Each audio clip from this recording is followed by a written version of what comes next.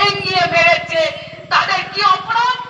একটাই অপরাধ, তারা বাংলা ভাষায় কথা বলে, তারা বাঙালি, এইটাই অপরাধ।